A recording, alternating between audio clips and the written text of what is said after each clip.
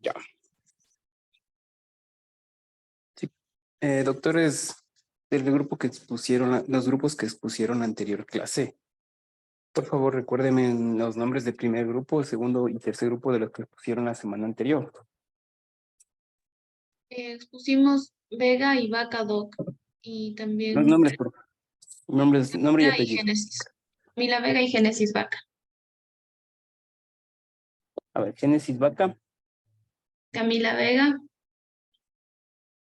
Ya, ese es el primer grupo, ¿no es cierto? ¿Ustedes de qué hablaron? De trauma vascular, Doc, de las características y de los tipos. Ya, También los mecanismos y los patrones. Esa fue toda nuestra exposición. Y también hablamos un poquito sobre los signos duros y los blandos, pero luego los siguientes expositores tenían el resto del tema. ya listo. ¿De quién siguió? Después de Génesis y de Camila. Yo y Santiago era, ¿Cuál es tu apellido, Josué? era el tema también de trauma vascular, pero este estaba enfocado en lo que es la escala de Mestock. Ya. José, ¿cuál es tu apellido?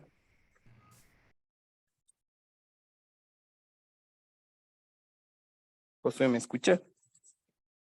Ahorita sí, ¿Cuál es tu apellido? Aldas y el Santiago es Bravo. A ver, Josué Aldaz. ¿Y quién? Santiago Bravo. Ya.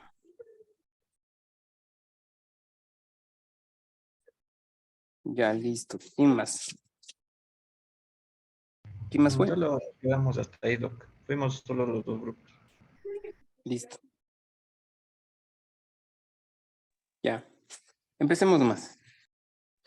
Bueno, entonces vamos a continuar con el tema de trauma vascular, pero orientado a los primeros auxilios y manejo inicial de emergencia. Pásale, por favor. Ya.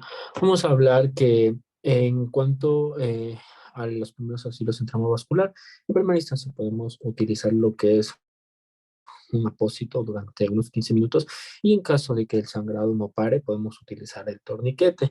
Y esto también con la finalidad de que no se ponga en riesgo su vida y en caso de que se realice una buena compresión con un apósito, a veces no es muy necesario el uso de torniquetes. Vamos a ver por un lado que cuando hay vasos lesionados con secciones totales, se produce una trombosis en cada extremo, donde lo que va a detener el sangrado. Entonces, esto lo cual vamos a facilitar realizando lo que es la compresión. Entonces, vemos aquí que los bordes se van a ir hacia adentro y también tenemos que un vasoespasmo va a favorecer la trombosis. Por otro lado, tenemos que en un vaso con una sección parcial, a veces suele haber mayor sangrado y que aquí hay más dificultad para que se forme el tapón hemostático y aquí tampoco los bordes no se van a invertir.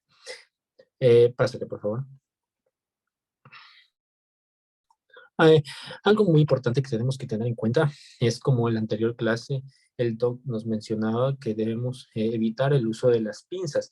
Esto en caso de cuando hay heridas profundas.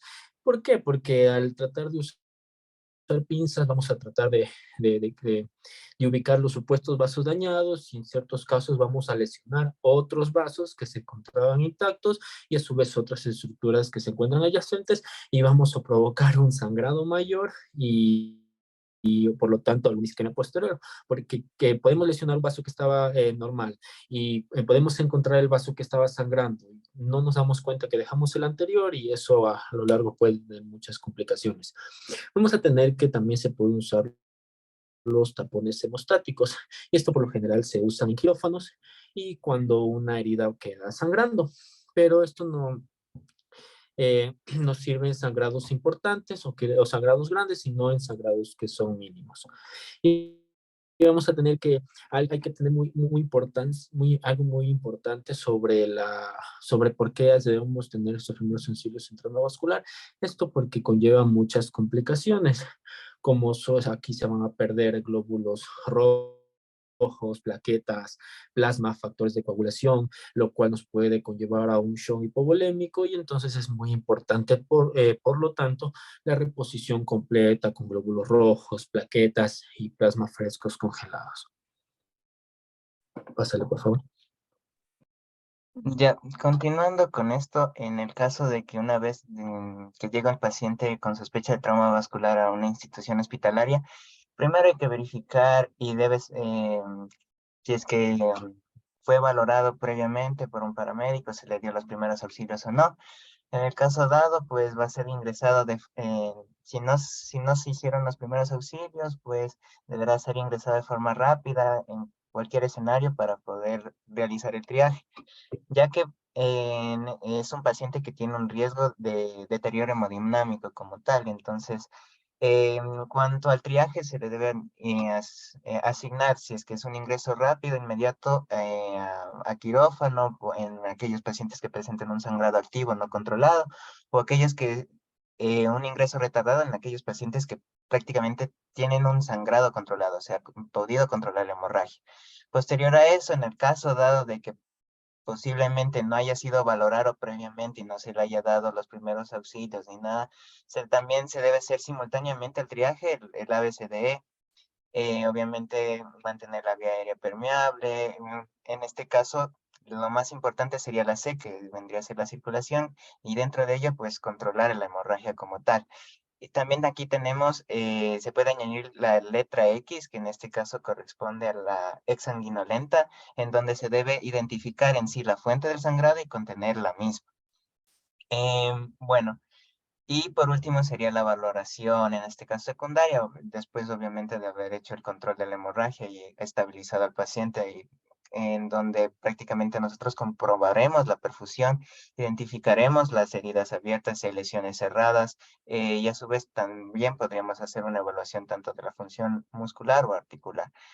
Y cabe recalcar que todo paciente que haya sufrido una herida vascular, una vez controlada la hemorragia, ya sea con los primeros auxilios dados en el lugar del hecho, debe ser trasladado inmediatamente al hospital. Lo ideal, lo que estábamos diciendo, es el tiempo oro, que era las 6 horas, ¿sí? En este caso era porque la isquemia, en este caso, que puede generar, pasadas estas 6 horas, pues riesgo de amputación, decíamos, en el caso de un trauma a nivel de las extremidades. Entonces, si es que logramos restablecer el flujo sanguíneo en las primeras 6 horas, pues es casi con seguridad que se pueden recuperar sin secuelas, ¿sí?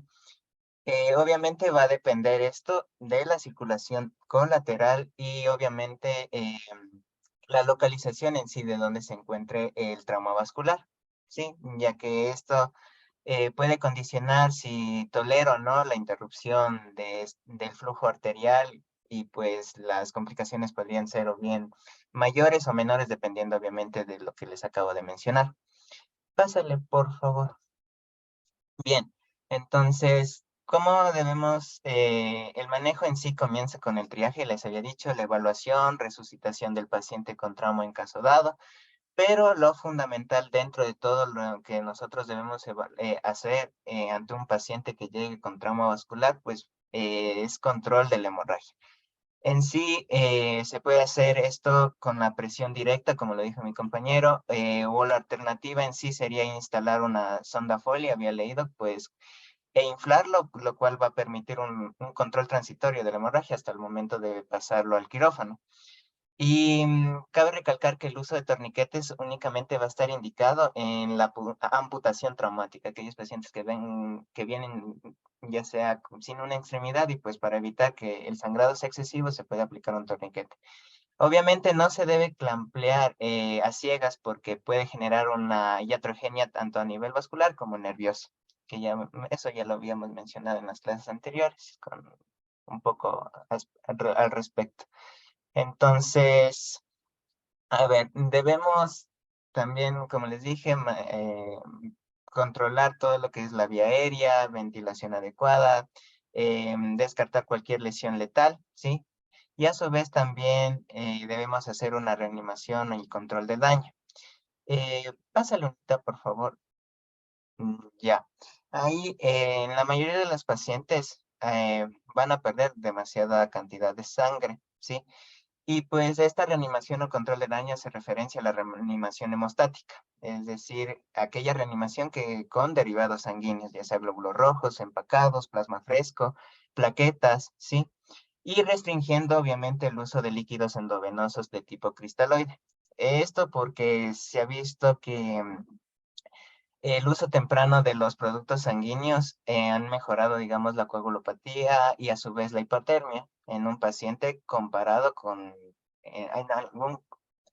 con otro paciente comparado que hayan sido utilizados en primera línea los cristaloides previo a las transfusiones. Entonces, si es que utilizamos, se mencionaba, si se hace una reanimación hemostática temprana, pues tenemos una incidencia positiva en la triada de la muerte, o sea, evitaríamos lo que sería la acidosis, la coagulopatía y la hipotermia, ¿sí?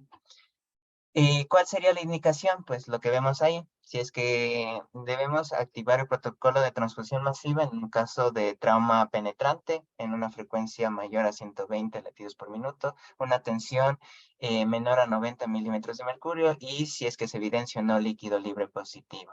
Dentro de todo este proceso para hacer las transfusiones, todo eso también se debe, me había olvidado mencionar que en este transcurso hay que también tener accesos vasculares, periféricos en este caso. Y em, eso con respecto a esta cuestión. Pásale a la siguiente, por favor, que vamos a ver un algoritmo más o menos en cómo deberíamos manejarnos dependiendo si es que el paciente presenta un sangrado activo, es decir, signos duros, signos blandos. En este caso, pues debemos obviamente la evaluación inicial de la extremidad lesionada, comprobar si es que se hizo adecuadamente la compresión directa, el vendaje, el torniquete, hacer una evaluación neurovascular como tal. Y a su vez también debemos verificar si hay presencia de signos duros, signos blandos, porque en base a eso va a depender nuestra conducta. En el caso de los signos duros, pues como ustedes están viendo, prácticamente inmediatamente debe ser pasado a quirófano, posterior al control de la hemorragia, el acceso vascular y obviamente la estabilización hemodinámica del paciente.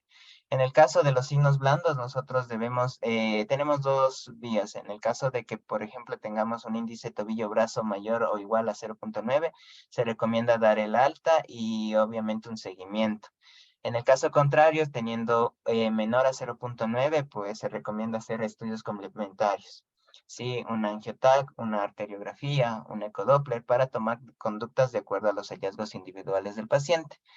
Y finalmente, si en el otro episodio, en el otro panorama, si es que nosotros tenemos dificultad para evaluar los pulsos, por ejemplo, en pacientes obesos, o que estén chocados, se recomienda primero corregirlos y manejar la causa y si es que persisten, obviamente utilizar los estudios de imagen que anteriormente los había mencionado para en base a esos hallazgos tomar eso, es una conducta como tal. Entonces eso sería más o menos en resumen lo que sería el manejo inicial que nosotros debemos tener ante un paciente que llegue a la emergencia con un trauma vascular. Muchas gracias.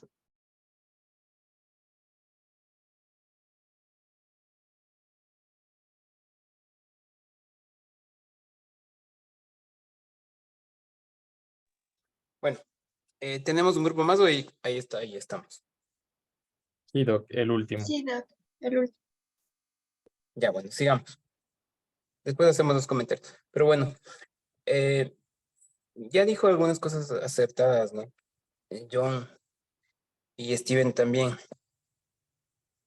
En realidad, lo que hay que hacer es evitar generar más daños. Insisto en esto de no introducir pinzas, no estar buscando a ciegas el sitio de sangrado con pinzas. No retiren los apósitos porque a veces el personal paramédico introduce apósitos con presas dentro de la herida y eso ayuda a contener el sangrado y de hecho a veces es un mecanismo que ayuda al tapón hemostático primario. Entonces el sangrado se detiene. Como les digo y les repito, ¿no? Cuidado con eso de meter pinzas o las manos con los guantes estériles para ver si sangra. Porque si el paciente viene chocado, el paciente ya está en una condición crítica, un sangrado ya puede determinar un deterioro en el quirófano, porque el organismo, ustedes saben que en el paciente con shock se comporta de una forma muy, muy irregular y de mucho riesgo. Entonces no solamente se afecta la función cardíaca, sino la ventilatoria y también la función renal. En el transoperatorio eso es clave y crítico para la recuperación y también para el pronóstico. Entonces, sí es común ver que se hagan torniquetes. Ya lo dijo, em, creo que fue John, acerca de los torniquetes. No se deben utilizar. Les repito algún ejemplo que les he puesto a algunos de ustedes, o me parece que a todos no me acuerdo, que era de un paciente que tenía una excursión o algo así, tenía una herida pequeña en el muslo. Entonces los compañeros eran adolescentes, le han puesto un torniquete. Entonces llega al hospital, a un centro médico, creo que es un centro de salud. Le atiende el médico y le deriva. Entonces hasta llegar a un hospital grande ya habían pasado como 6, 8 horas. Cuando llegó al hospital, el paciente, una vez que se retira el torniquete, ya no podía mover las extremidades. En la exploración quirúrgica lo que se encontró fue una lesión de la vena safena mayor. Esa vena safena mayor, con una compresión de 20 minutos, deja de sangrar y con un apósito no tan compresivo deja de sangrar. Sí es verdad que hay que ligarle, y a veces sin ligadura incluso se tomazan los bordes y puede dejar de sangrar. La cosa es que el paciente estuvo tan bien hecho, entre comillas, de torniquete, que le produjo una isquemia nerviosa, una trombosis venosa profunda. Y en rato de liberar el torniquete hizo una embolia pulmonar, masiva y severa, porque las venas estaban reteniendo sangre por el torniquete, entonces había un coágulo que se formó ahí. Entonces, las únicas condiciones donde se debe utilizar el torniquete básicamente están limitadas a las amputaciones traumáticas, a esas que ustedes han visto en las fotos, que básicamente llega el paciente ya sin una estructura de la extremidad, sino llega sin hueso, sin piel, sin musculatura, con desgarros, con tierra, con piedra, con césped y con enormes pérdidas tisulares. Entonces, esos pacientes suelen ya estar con unas amputaciones traumáticas. Depende de la gravedad del trauma, obviamente, ¿no? Pero hay gente que ya viene solamente con unos pocos músculos o solo la piel. Yo he visto pacientes incluso en algunos lugares que les han suturado unas heridas enormes solo de la piel, y cuando yo he abierto las heridas he estado toda la circunferencia del muslo ya seccionada severamente con trauma de arteria, vena y nervio. Entonces ya después de 6 horas, incluso el músculo empieza ya su estado de putrefacción, y cuando hay exposición al medio ambiente se empieza a oler ya el mal olor el estado de putrefacción que se empieza a dar. Y ustedes ya huelen un olor, no como la putrefacción exactamente, pero un olor raro, un olor que ya le llama la atención. Son de los músculos que ya no responden. Usted coge un electrobisturí, un electrocauterio, les aplica la temperatura con el electrocauterio y los músculos ya no se contraen. Un músculo normal hace un efecto de contracción, se retira, se contrae. Estos músculos ya empiezan a dejar de responder, si es que los tienen, porque como les dije, hay pacientes que tienen enormes pérdidas musculares. Entonces, el trastorno que genera el trauma es bien complejo. Ya les había dicho que es músculo, ya les había dicho que es piel. ¿Cómo se repara normalmente? Normalmente, si es que hay una fractura, el primero que tiene que entrar a reparar la fractura o a estabilizar es el traumatólogo. Mientras tanto, cuando hay posibilidad de cirujano vascular, encuentra los cabos de la herida y puede dejar un shunt. ¿Qué es un shunt? Es un tubito. Hagan cuenta como una sonda Nelaton o como una sonda Foley, también se puede usar artesanalmente, y de hecho así lo hacemos aquí en el Ecuador en general, porque los shunts son carísimos y una sonda Foley no sé cuánto cueste, pero no supera los $15. En cambio, un shunt puede costar unos 200, $300 y es muy difícil la adquisición. Entonces se puede conectar cortándole, o una sonda de alimentación, una sonda Nelaton también. No alimentación, sí, bueno, una sonda Nelaton, que es una sonda nasogástrica. También puede servir como shunt. No es lo ideal, pero a veces es necesario. ¿Qué hace entonces? Con ese tubito conecta el lado A de la arteria con el lado B de la arteria. Y como es un tubito largo, puede hacerle de esta forma. ¿Por qué en arco? porque mientras tanto los otros médicos que están operando en esta zona pueden desplazar el tubito que está en arco para un lado, para el otro, mientras el cirujano opera en el sitio crítico. La cosa es estabilizar la fractura cuando hay coma, cuando hay huesos, cuando todavía hay posibilidades de salvarla. Cuando la escala de Mesh no es tan alta y todavía tengo un pronóstico favorable al paciente. Si no, pues ya no tiene sentido todo esto. Entonces, mientras pasa la sangre, el cirujano fija los huesos. Una vez fijado los huesos, ya se hace un bypass. ¿Y por qué no se hace el bypass de entrada? Porque cuando usted hace un bypass de una pierna no fijada, a veces le queda muy largo o muy corto. Una vez que el traumatólogo fija, le faltó vena o le sobró y queda muy angulado. Y eso también es un problema porque le toca hacer una nueva anastomosis, más tiempo quirúrgico, más riesgo de trombosis y es más complicado. Entonces, no es tan sencillo como pueden ver. Una vez que se hace eso, se procede a la reparación de los nervios que estén seccionados, los nervios motores. Es preferible hacerlo en el mismo acto quirúrgico, pero muchas veces se difiere porque no sabe haber los especialistas que lo hagan. Y de hecho a veces nos toca hacer a los cirujanos vasculares, pero no es nuestra función, esto le correspondería a los neurocirujanos en realidad. Pero yo hasta ahora no he visto ningún bueno, sí, una vez vi en una clínica, un paciente que tenía seccionado los nervios del antebrazo que vino a hacer la reparación, pero era un neurocirujano que tenía algún entrenamiento en este tipo de cosas. Y el paciente fue bastante bien, de la parte vascular y de la parte neurológica. Pero lo que suele pasar a veces es que se difiere la parte neurológica a meses después. Entonces, ella está fibrótico. Si es que el paciente conservó la extremidad, está el pie colgado, por ejemplo. Está fibrótica la herida. Tienen que buscar los cabos y sacar injertos de nervio para colocar en ese segmento. Saca injertos de nervio del miembro superior, por ejemplo, y conectan. Pero el paciente después de una cirugía de los nervios se demora 6 meses en recuperación y pongámosle que ya se demoró 3 meses en recuperar la parte inicial de la musculatura, de los huesos. Entonces es largo. Y bueno, la parte de musculatura ya queda en tercera instancia. Obviamente dependiendo de cuándo se hace la reparación de los nervios. Pero entonces siempre es primero el hueso, después la parte vascular y primero el hueso con la consideración que les dije. Tiene que haber una percusión hasta que los doctores operen, hasta que los traumatólogos hagan la fijación. Después va la parte vascular, después la parte nerviosa y la parte muscular y de piel. Bueno, como saben, la piel puede aguantar bastante y el hueso incluso puede aguantar expuesto un buen tiempo. Y normalmente los pacientes ingresan al quirófano, están en cirugías constantemente. Es realmente un problema. Muchísimos pacientes después de meses y meses, o a veces incluso años, y años de cirugías, cirugías terminan en amputaciones. Hay pacientes que se arrepienten de haber esperado 5 o 10 años después de 20 o 30 cirugías y al final terminaron amputados. Y se arrepienten por no haber aceptado una amputación previamente, por haber peleado tanto la pierna, porque nunca les sirve o y es muy disfuncional y es mucho gasto, es mucho problema. Por eso la evaluación inicial con la escala de MES es súper importante.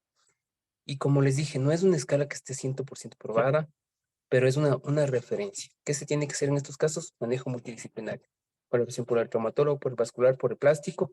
Si es que existiera un neurólogo, un plástico que repare nervios también que lo puede hacer, o un traumatólogo que repare nervios. ¿Por qué los traumatólogos? Porque están más ligados a las lesiones nerviosas de los traumatólogos que los propios vasculares. ¿Sí?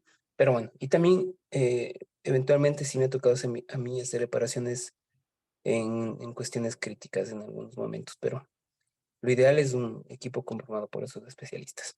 Entonces, muchas veces el trauma vascular termina no siendo la causa de la amputación, sino las otras cuestiones. No digo que es la mayoría, pero sí un buen número de veces. ¿Preguntas, chicos? ¿No? Sigamos entonces. Doc, ya la reunión se termina en 3 minutos. No sé si nos desconectamos y le enviamos un nuevo. Ya, para finalizar, el manejo, ya sea cirugía abierta o endovascular, por parte de Castillo Barrera Kevin y Casco de Llana Topanta. Pásale a la siguiente. Empezamos con el manejo quirúrgico. En general, los pasos obligados en la cirugía, como pueden observar, primero lavar y aislar ambos miembros inferiores, o el superior y un inferior, por la posibilidad de injertos venosos. Hay que hacer una incisión amplia para permitir el control proximal y distal del vaso. Y es necesario extraer los coágulos y desbridar el tejido no viable para que tenga flujo en la reparación de ambos cabos. ¿Y cuáles son las indicaciones de un tratamiento quirúrgico, una cirugía abierta?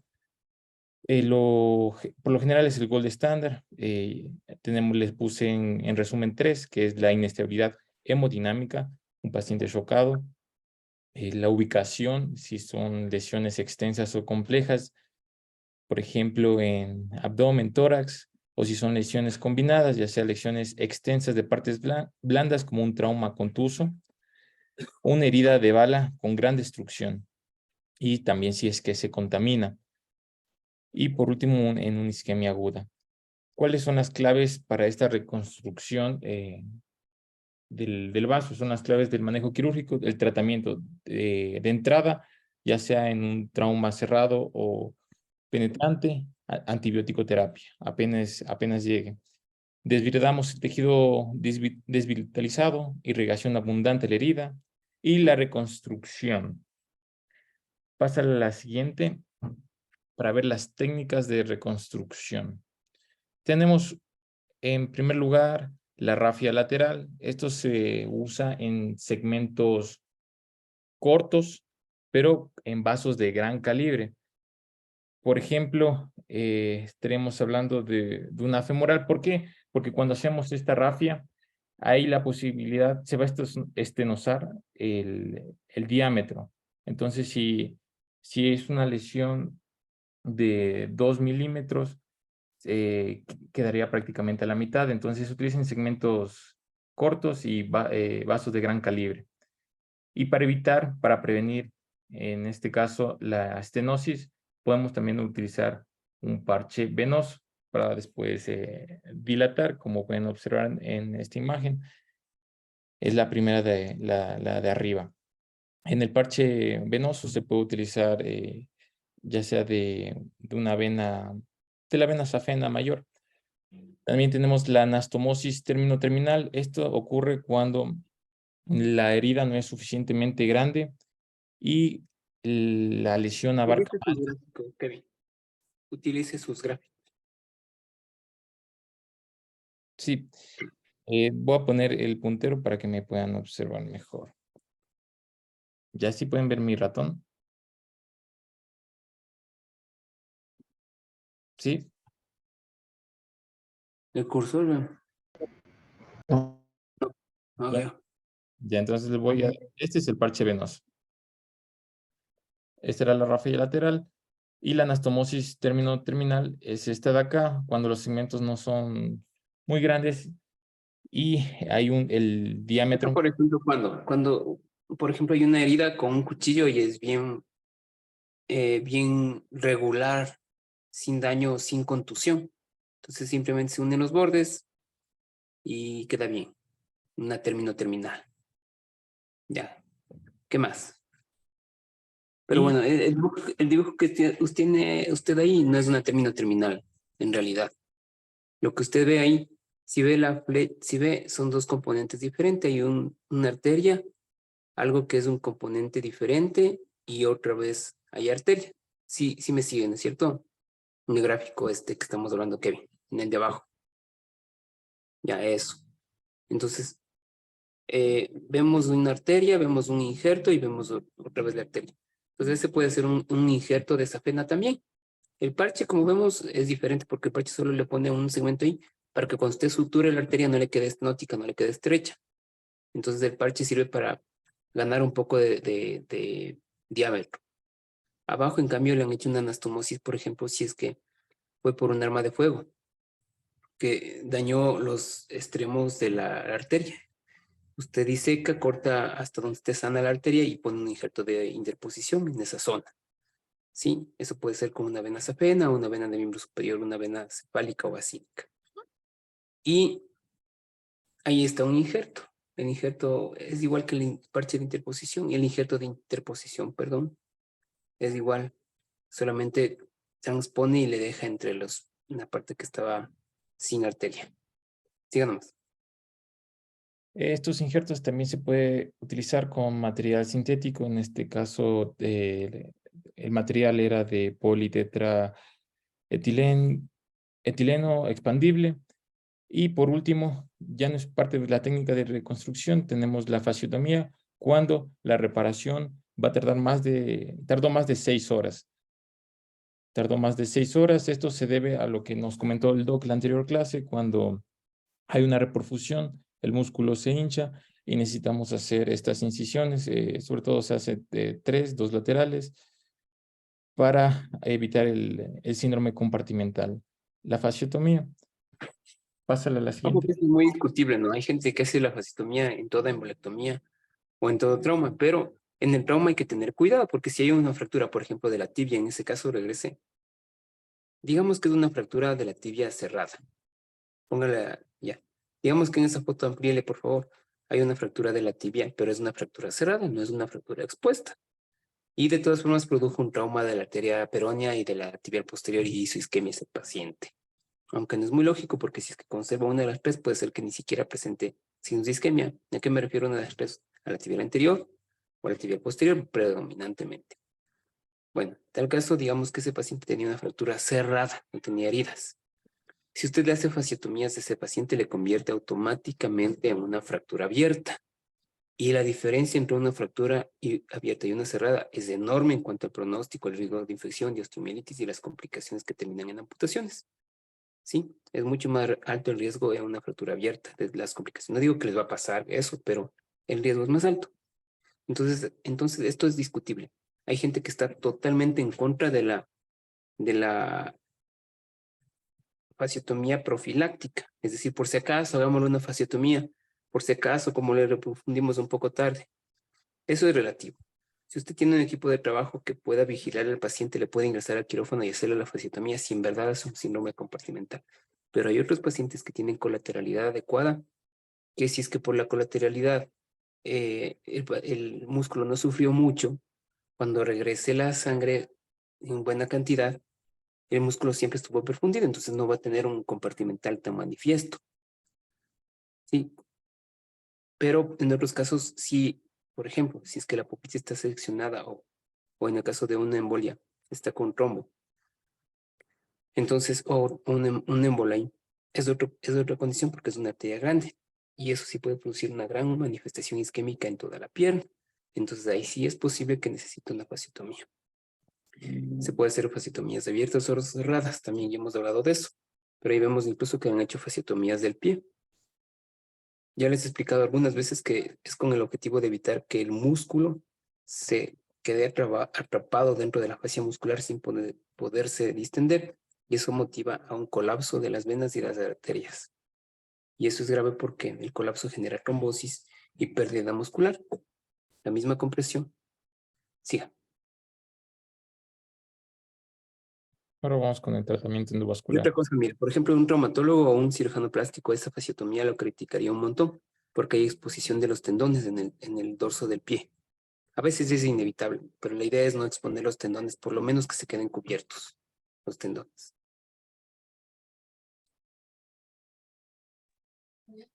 Bueno, para continuar con mi exposición vamos a hablar acerca del manejo endovascular. Entonces, en cuanto a este manejo, este va a tener una utilidad tanto diagnóstica como terapéutica, lo cual lo vuelve algo más factible en comparación a la cirugía abierta. Ahora, en cuanto a la técnica endovascular, incluso permite tanto el diagnóstico como la intervención de forma simultánea y van a ser útiles en sitios en donde se va a tener sangrado en un sitio de difícil acceso, evidentemente con sangrado, o en la cual sea de difícil identificación.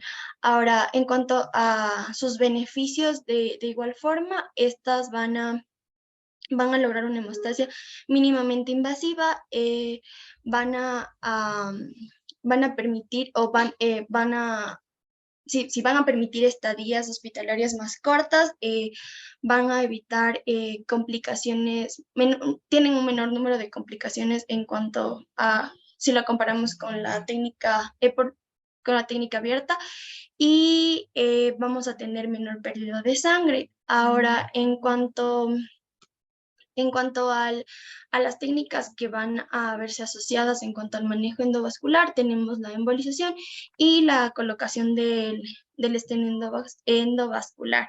Ahora, en cuanto a cuándo se puede usar una técnica endovascular, en el caso de trauma en extremidades, vamos a utilizarlas para el manejo de hemorragias, en caso de pseudoaneurismas y fístulas arteriovenosas.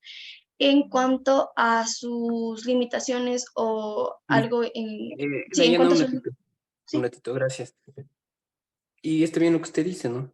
O sea, no le vamos a poner un dispositivo endovascular, una prótesis recubierta a un paciente que tenga una exposición de la musculatura y de las arterias, o una sección total de la arteria, primero porque las guías no nos van a pasar.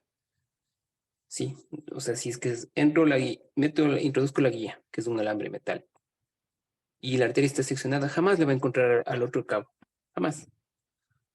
O bueno, una en 1000. Entonces, y otra que usted no se va a nunca poner un material protésico en una zona tan expuesta. Entonces, esto a veces para el trauma cerrado, ya dijo usted, para los pseudoaneurismas, que ya hemos dicho que son una dilatación donde hay un orificio de entrada y de salida de la sangre y la cápsula resulta siendo los tejidos blandos de alrededor. O una fístula arteriovenosa, que también hay comunicación entre la arteria y la vena. A veces es tan complicado el abordaje de esos, porque yo les he dicho, es como chicle. Separa un chicle verde de un azul que están mezclados. Es complicado. O sea, un chicle que ya esté masticado me refiero. Entonces, es complicado. No es tan fácil porque mientras usted hace la disección con las pinzas se pueden romper. Y de hecho eso pasa. Entonces, si es que tiene el abordaje endovascular es genial, ¿no? Se puede cerrar. Para las fístulas para los lugares de difícil abordaje, por ejemplo, las subclavias. Excelente. Para una ilíaca también puede ser una opción extraordinaria. Y dependiendo, pero la mayoría de cirujanos vasculares que nos hemos formado en la cirugía abierta, preferimos abrir, ¿sí? Y también es por los costos. Sigan más. Doc, un ratito que se salió la persona que me estaba ayudando a compartir las diapositivas.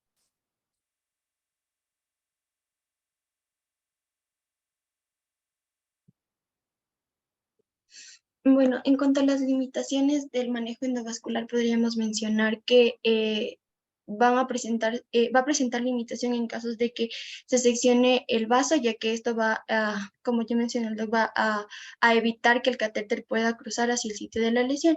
Y también se mencionaba que los elevados costos en cuanto al manejo endovascular. Ahora, la técnica, como les mencioné, tenemos a la embolización y a la colocación del estén endovascular. Y qué técnica se utilice va a depender tanto del sitio y el tamaño de la lesión del vaso, el tipo de lesión que se presente, y todo esto va a direccionarnos hacia qué técnica sería más útil en cuanto a la lesión. Ahora, pásale, por favor. Con respecto a la con respecto a la embolización, aquí lo que se va a realizar, vamos a colocar o vamos a tener, bueno, esta se va a utilizar en pseudoaneurismas y fístulas arteriovenosas. Ahora, aquí esto consiste en el despliegue de un material embólico que va a servir para ocluir de forma intencional a la arteria que se encuentra lesionada. En cuestión a su eficacia, va a tener una alta tasa de éxito en cuanto al control de la hemorragia, y en comparación a otras técnicas igual va a tener un menor número de complicaciones. Ahora, con respecto a al material embólico que se puede utilizar, son varios los agentes de emboloterapia que se pueden utilizar. Entonces, entre estos se mencionaba a los agentes de Collis, al agente de gel foam y el pegamento vascular. Pero igual, esto dependiendo de cuál sea la necesidad y la preferencia de la persona que se encuentre realizando la técnica, estos van a variar. Pero se mencionaba que en cuanto a este agente de gel foam, este iba a ser el más utilizado debido a su disponibilidad y bajo costo. Y en relación a agentes de uso temporal. Ahora, igual en cuanto a la técnica de embolización, se mencionaba que era una técnica adecuada en cuanto a lesión en ramas musculares. Por Listo. otra parte, A veces, sí, o sea, increíblemente ramitas pequeñas de 2 milímetros le pueden matar a un paciente. 2 milímetros. Por ejemplo, una fractura de fémur. De 1000 fracturas, unas 2 o 3 tienen una lesión de vasos musculares, arteriales. Sangran bastante, pero se colapsan solos y dejan sangrar por los mecanismos que ya conocemos. Pero existen algunas ocasiones donde el trauma no es, donde la sección que el hueso produjo sobre el vaso no es completa. O después de la recuperación, algún fragmento de hueso antes de la cirugía, digamos, antes de la cirugía, perfora un segmento que no estuvo lesionado. Y son arterias pequeñas, pero que pueden producir gran cantidad de sangrado. A veces se puede introducir agentes como los que ven ahí. ¿Qué es un coil? Un coil es un elemento metálico en forma de una espiral que viene en el catéter, no en forma de espiral, viene en una forma lineal. Cuando usted le empuja a través de los catéteres se mete agua y con el agua le empuja al coil que está en la punta de un catéter, el coil se desplaza. Se dice colita de puerco, porque es una cosa así como una espiral. Y dependiendo del tamaño del pseudoneurisma, por ejemplo, se les puede poner unos 3, 5 coils. Cada coil cuesta unos $800 más o menos. Entonces, pone usted unos 3, unos 5, que es hasta ahí razonable. Pero poner 20 o 30 coils de una lesión que usted le puede abrir, o sea, no es muy lógico invertir tanto dinero. Además, es un material metálico, le va a quedar hasta un peso o una bola ahí de coils, no es la opción. Por lo tanto, no es una opción para muchos casos. El gel foam es un agente como un pegamento, tal cual, es un pegamento, sí.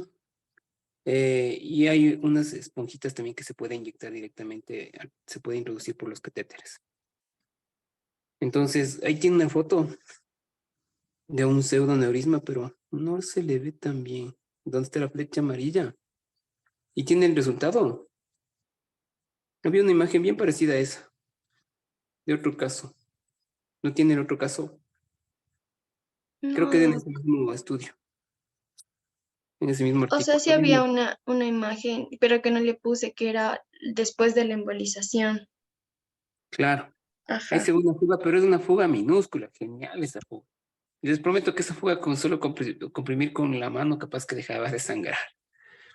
Esas son las típicas que se corrigen solas. Pero bueno, hay que tener cuidado, ¿no? Porque no siempre pasa así. Pero bueno, para los países y en los centros donde tienen dinero, como esto es tan rutinario, entonces no tienen mucho problema en hacerlo, ¿no? Obviamente hay que considerar un montón de cosas adicionalmente. Ya, sigan nomás. Ya. Igual algo importante de mencionar en cuanto a la embolización es que esta no se debe utilizar si la oclusión de un vaso va a causar isquemia a la extremidad distal. Eso, en cuanto como a las limitaciones, no le pasa. Ya, ahora en cuanto al stent endovascular, este igual iba a ser útil en el caso de un pseudoneurisma y fístula arteriovenosa. Ahora también iba a ser adecuado si el sitio de la hemorragia o la lesión iba a involucrar un vaso importante cuya oclusión puede provocar esta isquemia distal en la extremidad o puede tener algún tipo de complicación. Ahora, esta va a ser útil en cuanto al mantener la permeabilidad del vaso comprometido. Y en cuanto a sus complicaciones, mencionaba que... Ya, espera un ratito, Dayana. sí. Verán, ese stent bueno, no sé exactamente de qué sea el caso, no estoy leyendo, pero ustedes ven en la figura B donde está una cabeza femoral. Ven un alambre que viene desde abajo, atraviesa la cabeza femoral y se va hasta arriba. ¿Sí? Ya. En la mitad, justo desde donde empieza el cuello femoral hasta donde está el borde superior de la cabeza del fémur, hay una imagen ahí que tiene dos linitas. Arriba señale más abajito. Esta es la punta de la guía. Más abajito vamos. Ya. Si ven esa línea, derecha, izquierda, ¿no es cierto? Dos líneas. Señale, por favor. ¿Quién está? Ya, ahí está una línea y a la izquierda hay otra. Ahí al ladito. Ya, esa. Ya. Entonces, si ven hasta abajo cómo va el stent. Señala ahora hasta abajo como estaba señalando hasta las otras líneas distales. Ya, si ustedes ven hay un stent ahí, que es como una mallita. Ese es un stent que puede... ¿Cuál es la diferencia entre un stent para trauma vascular y un stent para una estenosis o para una aterosclerosis? Para una aterosclerosis usted necesita una malla, punto final, que tenga una fuerza radial importante y que le contenga la placa que está compactada, que ustedes ya saben que previamente se le hizo una angioplastía, que significa compactar la fractura de la placa y adosarle a la pared de la arteria, hacerle estrecha a la placa, hacerle compactarle. ¿Ya? Entonces, la diferencia es que esto cuando es para una aterosclerosis simplemente es una malla. Pero si fuera por un trauma y ahí estuviera el trauma, estuviera sangrado un segmento de la arteria, digamos, justamente en la mitad de la femoral. Si usted le pone una malla, la sangre vuelve a salir. Entonces la diferencia es que viene una malla, pero con recubierta. Viene con una cubierta. Entonces es un stent recubierto. ¿Y con qué se recubre? ¿Conocen el teflón? Eso que utilizan los maestros gasfiteros para unir los tubos. Es bien parecido a eso. El material protésico en estos endovasculares. Solo que un poquito más resistente. ¿Por qué viene cubierto? Porque justamente quiere evitar que la sangre salga a través de la malla. Entonces por eso la malla viene cubierta. La diferencia en costos es bastante importante porque un stent sin malla puede costar unos $2,000 y un stent recubierto puede costar unos 4,000 o 5,000. ¿Ya? De hecho, los costos de material y de investigación han de ser unos 200 o $100. Pero ya la industria sí se gana bastante en esto. Una industria rentable en realidad. Sigamos. Bueno, para terminar iba a mencionar como las complicaciones que mencionaban acerca de la colocación del stent endovascular, que estas iban a incluir la fractura del stent, especialmente en sitios de flexión y extensión. Mencionaba que frecuentemente, por ejemplo, a nivel de la arteria femoral o la región femoral hipoplítea. Por eso se prefiere no poner stent en esas zonas. Preferible hacer una cirugía, un bypass, coger una safena. De hecho, los stents popliteos existen, ya están fabricados y todo, ya han cambiado un montón. Son específicos para la poplitea o para la ingle, para la femoral en la ingle, pero aún así tienen riesgos. Sigamos. Y eso era todo, Doc. Muchísimas gracias. Con eso terminamos, doctores. Ujú. Sí, ya listos. Entonces, bueno, ya mismo, ¿cuándo nos vamos a reunir, Alexi? ¿El jueves será? Sí, Doc. El día jueves. Listo, entonces vamos a presentar dos casos. Ya les he de haber explicado, Emily, que van a hacer una presentación de casos. Van a tomar casos de los pacientes. Por favor, vendrán estudiando los casos de la materia que tenga que ver con el trauma vascular, que hemos insistido bastante. La trombosis arterial, la enfermedad arterial periférica. ¿Listo?